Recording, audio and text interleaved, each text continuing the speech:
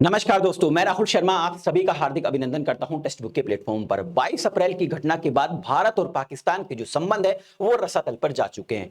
कभी भी कुछ भी बड़ी घटना हो सकती है, ऐसा खुद पाकिस्तान के कई सारे मिनिस्टर्स कह चुके हैं।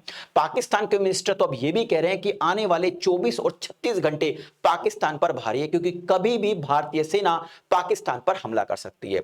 भारतीय सेना हमला करेगी या नहीं करेगी इसकी तो खैर मुझे जानकारी बिल्कुल भी नहीं है, लेकिन हाँ दोस्तों, मैं ये कह सकता हूं कि इस समय लगातार मीटिंगों का दौर चल रहा है। कल भी शाम के समय भारत के प्रधानमंत्री श्री नरेंद्र मोदी जी ने एक मीटिंग ली, जिसमें भारत के रक्षा मंत्री राजनाथ सिंह जी मौजूद थे, एनएसए डोभाल साहब मौजूद थे, तीनों सेना के अध्यक्ष मौजूद थे और उनके साथ चीफ ऑफ डिफेंस स्टाफ यानी कि सीडीएस साहब मौजूद थे। इस मीटिंग के बाद खुद भारत के प्रधानमंत्री नरेंद्र मोदी जी ने स्टेटमेंट दिया और उन्होंने कहा कि हमें अपनी सेना पर पूर्ण भरोसा है कि वो आतंकवाद को जड़ से खत्म कर देगी। इसके अलावा उन्होंने कहा कि सेना अपने फैसले लेने के लिए पूर्ण रूप से स्वतंत्र है, यानी कि सेना कब कहां कैसे करेगी ये सेना जाने। हमने तो सेना को फ्री हैंड कर दिया है आतंकवाद का सफाया करने के लिए।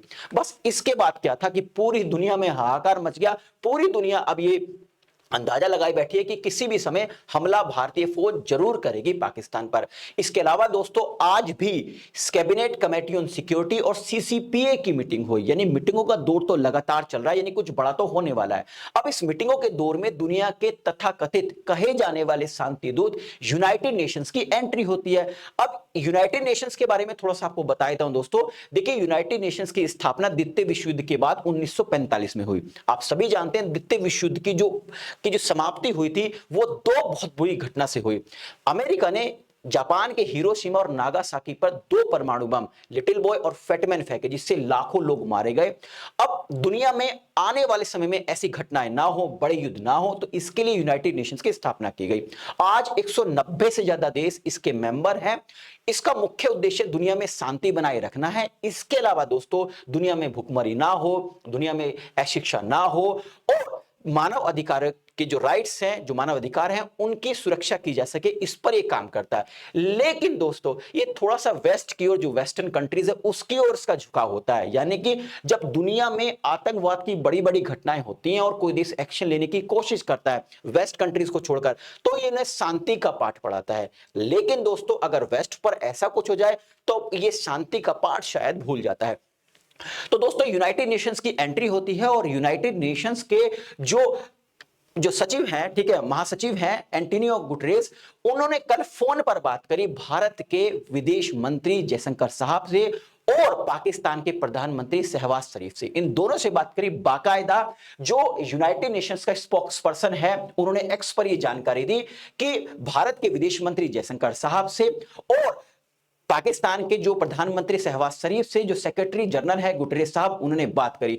इस बात की जानकारी बाकायदा बाद में जयशंकर साहब ने एक्स पर पोस्ट करके बताया कि हां, मेरी उनसे बात हुई है। इसमें बाकायदा एंटोनियो गुटेरेस साहब ने कहा है कि आइए बैठते हैं, शांतिपूर्वक कानूनी रूप से इस मसले को हल करते हैं। इन्होंने कहा कि हां, मुझे खेद है कि भारत के 28 नागरिकों की निर्मम हत्या कर दी गई, मुझे बहुत ज्यादा खेद है, और बैठते हैं, टेबल पे बैठते हैं और दोनों देश शांतिपूर्वक इसका हल निकालते हैं। अरे भाई, आप शांति की बात कर रहे हैं, अगर यही हमला अमेरिका पे होता, क्या हुआ जब अमेरिका के वर्ल्ड ट्रेड सेंटर पर हमला किया गया था, उस समय आपने बैठकर टेबल पे बात करने की बात क्यों नहीं की थी? अगर भारत पे इस तरीके का हमला होता है, तब आप शांति से बात करने की बात क्यों करते हैं? देखिए, हम इस फेवर में हैं कि डेफिनेटली शांतिपूर्वक चीजों का सॉल्यूशन होना चाहिए, लेकिन आप दोगली नीति क्यों अपना रहे हैं? अगर वेस्ट कंट्रीज पर हमला होता है, आतंकवादी हमला होता है, तो आप शांति पाठ को भूल जाते हैं, लेकिन वहीं अगर भारत या अन्य देशों पर इसी तरीके का हमला होता है तो आप शांति का पाठ पढ़ाने लगते हैं। देखिए, मैं आपको बता दूं दोस्तों, जिसको मैंने शांति दूत कहा, इस यूनाइटेड नेशंस की दोगली नीति बता देता हूं। देखिए, यूनाइटेड नेशंस हमेशा से दोगली नीति पर चलता आया है। आपको याद होगा इराक युद्ध, जब इराक युद्ध था तो उस समय यूनाइटेड नेशंस चुप था, अमेरिका ने उस पर हमला कर दिया। यानी कि अमेरिका या उसके जो दोस्त हैं, यानी वेस्टर्न कंट्रीज हैं, अगर वो किसी देश पर इस तरीके का आतंकवाद का नाम उठाकर हमला करता है, तो उस समय यूनाइटेड नेशंस मुंह पर टेप लगा के बैठ जाता है, बिल्कुल शांत हो जाता है। इसके अलावा मैं आपको और बताता हूं दोस्तों, देखिए यूनाइटेड नेशंस की जो सिक्योरिटी काउंसिल है उसमें 5 परमानेंट मेंबर हैं। इस 5 परमानेंट मेंबर में अमेरिका, रूस, चीन, ब्रिटेन और फ्रांस शामिल हैं। और इनमें से 3 देश हैं, अमेरिका, ब्रिटेन और फ्रांस। ये तीनों के तीनों वेस्टर्न कंट्रीज हैं दोस्तों। यानी कि अगर कोई भी प्रस्ताव पास होना होता है तो ये तीनों देश मिलकर पास करा देते हैं। मतलब यूनाइटेड नेशन पे इन तीनों देशों का कब्जा, मतलब वेस्टर्न कंट्रीज का कब्जा है दोस्तों। यानी कि यूनाइटेड नेशंस में ये मनमर्जी करते हैं और यूनाइटेड नेशंस के इन पर किसी भी तरीके की पकड़ नहीं है। मतलब भारत को आप शांति का पाठ पढ़ा रहे हैं। भारत में लगातार 80 के दशक से इतने लोग मारे जा चुके हैं कश्मीर के अंदर, भारत के अन्य क्षेत्रों में भी इतने लोग मारे जा चुके हैं। हम आतंकवाद से पीड़ित हैं और अब आज भी हमें शांति का पाठ पढ़ा रहे हैं। तो अपनी दोगली नीति बंद कीजिए दोस्तों। इस जो आप जो शांति का पाठ पढ़ा रहे हैं ये वेस्ट के कंट्रीज को पढ़ाइएगा, हमें नहीं। तो आई थिंक इस वीडियो के माध्यम से जो इंफॉर्मेशन मैं आप तक पहुंचाना चाहता दोस्तों वो पहुंच गई होगी। जाने से पहले आपको बता देता हूं, एक इंफॉर्मेशन देता हूं। अगर आप यूपीएससी की तैयारी कर रहे हैं, आईएएस की तैयारी कर रहे हैं और आपका माध्यम हिंदी है तो निर्णय आईएएस आपके लिए लेकर आया है ऑफिसर्स बैच 2026। दोस्तों इस बैच के कुछ फीचर्स बताता हूं, जैसे यहां पर डेली बेसिस पर लाइव क्लासेस होंगी, मॉक टेस्ट अवेलेबल है, एमसीक्यूज अवेलेबल है, स्टडी नोट्स प्रोवाइड किए जाएंगे। अगर आप लाइव क्लासेस को अटेंड नहीं कर सकते तो उनका रिकॉर्डेड व्यू वर्जन भी देख सकते हैं। इसके अलावा जो सबसे शानदार फीचर्स है दोस्तों इसका, यहां पर 1-to-1 मेंटरशिप आपको प्रोवाइड करी जाएगी ex IRS Ravi Kapoor sir की देखरेख में।